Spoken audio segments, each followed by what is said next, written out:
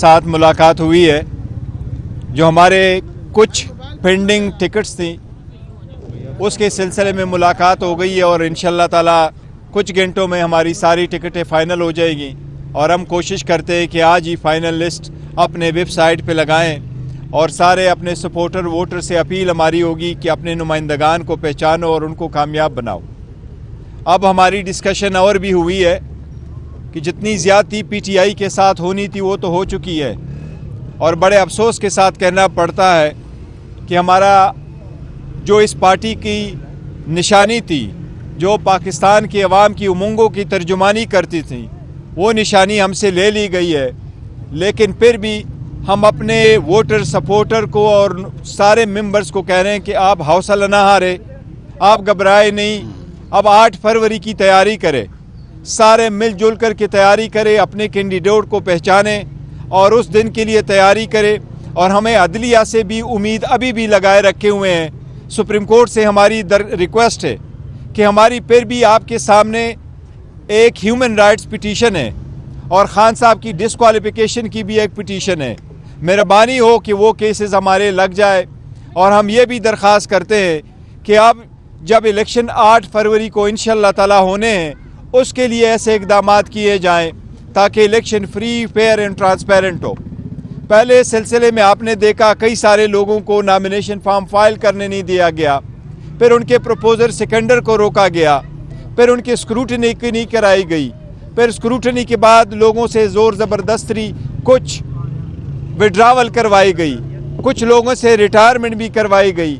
अब जो फाइनल बचा है उसकी सिलसिले में हमारी सुप्रीम कोर्ट से दरख्वास्त है कि ऐसे इक़दामात हो कि जब इलेक्शन हो तो वो ज़ोर ज़बरदस्ती वाले रास्ते न इख्तियार हो, लेकिन वो इलेक्शन फ्री, फेयर और ट्रांसपेरेंट हो। हम उम्मीद करते हैं इंशाअल्लाह ताला कि सुप्रीम कोर्ट ऐसे अहकामात जारी करेगी।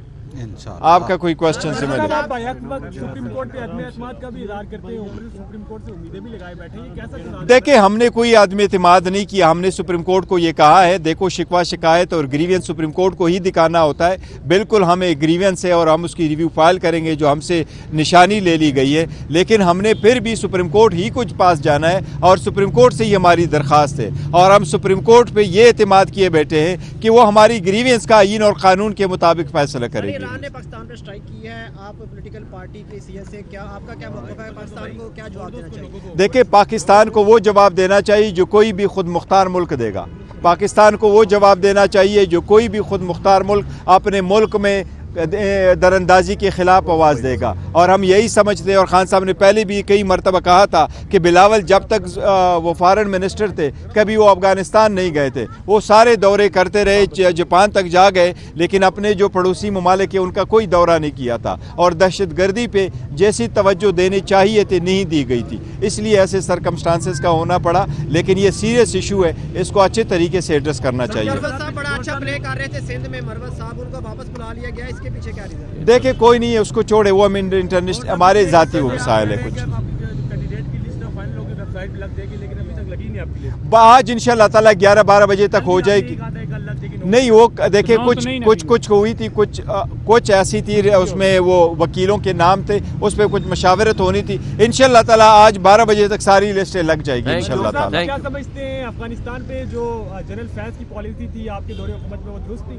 देखो, हमारी सारी पॉलिसियाँ दुरुस्त थी और हमारे सारे जो जितने भी पड़ोसी है उनके साथ हमारे अच्छे ताल्लुकात है। और जो फॉरेन पॉलिसी है वो कई सारे ऐसी पॉलिसात है और पॉलिसी फॉरेन पॉलिसी ऐसी होती वो कोर मैटर होता है किसी भी हुकूमत का। अल्हम्दुलिल्लाह हमारी पॉलिसी, ये खान साहब की स्टेटमेंट मैंने आपको पढ़ के सुनाया और सारी मीडिया के सामने भी कहा। उन्होंने कहा ये नहीं, इलेक्शन बॉयकॉट नहीं करेंगे।